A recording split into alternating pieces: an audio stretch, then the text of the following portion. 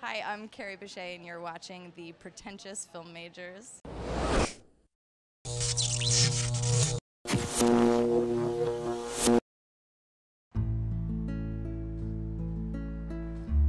Hey, I'm Ben Silverio with the Pretentious Film Majors, and we're here at the Philadelphia Film Festival. Tonight, we're here at the Ritz East to honor Kerry Bishe as she gets the Rising Star Award from the festival. Let's head inside to check it out.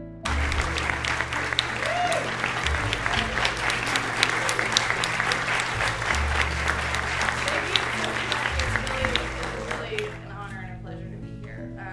And thanks to Kyle, who's put me in both of his movies. And it's a real pleasure to get to work on things that I'm proud of. And it's enthusiastic people like you that really love movies that let me keep doing that. So thanks to everybody who's here. And thanks, Kyle.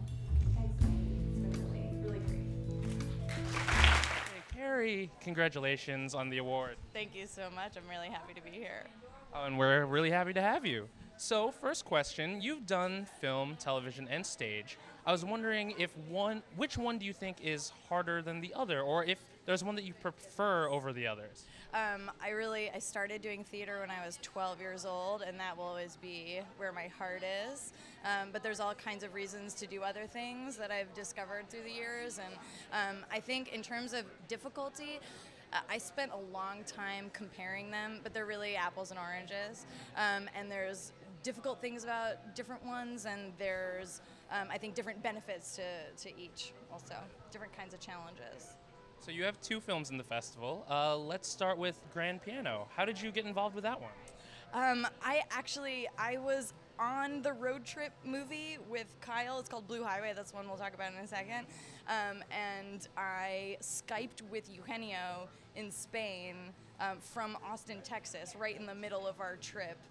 And that's how I met him for the first time.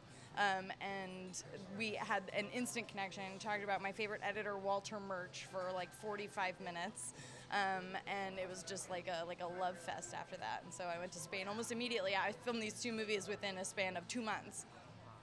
Okay, so moving on to Blue Highway, did you have any favorite shooting locations or scenes from the movie?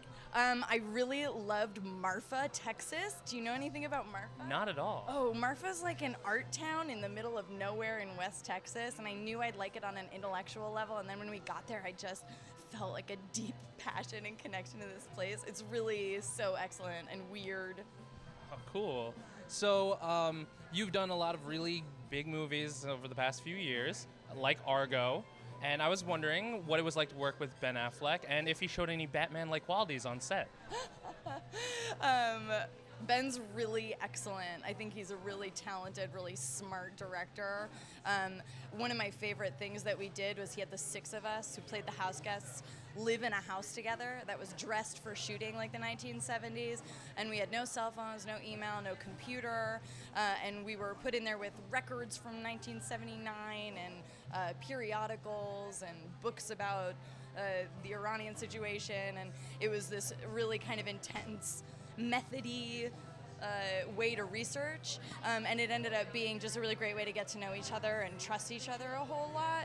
And it was a huge movie, you know, in a lot of ways.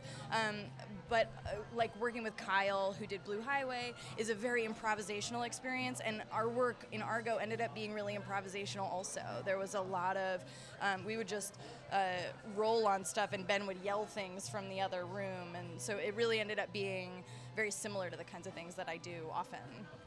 So you worked with one of Ben's really good friends, Kevin Smith, also on Red State. How did that differ from working with Ben and the other directors that you work with? Kevin is a real character. He is pretty much exactly how he presents himself to be in all the media that he presents himself in, which is all of them. So I really love Kevin. He was, I think, sort of intimidated to work on a drama, which he'd never done before, and so it really felt like he just hired a bunch of people and just wanted them to go and kind of do their thing, which felt really good and made me really feel like I had his confidence. And I'm really proud of that. I'm really proud of that weird little movie. So are a legion of fans. Oh, good. So you got your big break on TV with Scrubs, and Lucy was the main character that you played. And I was wondering if Scrubs had the chance to continue, where do you think Lucy would be at this point? Oh my God. So Scrubs was a really incredible experience. It was like a laboratory in learning how to act on camera for me, and also a laboratory in comedy style. Because of the way that show is, you really get to try out a lot of different really large comedic styles.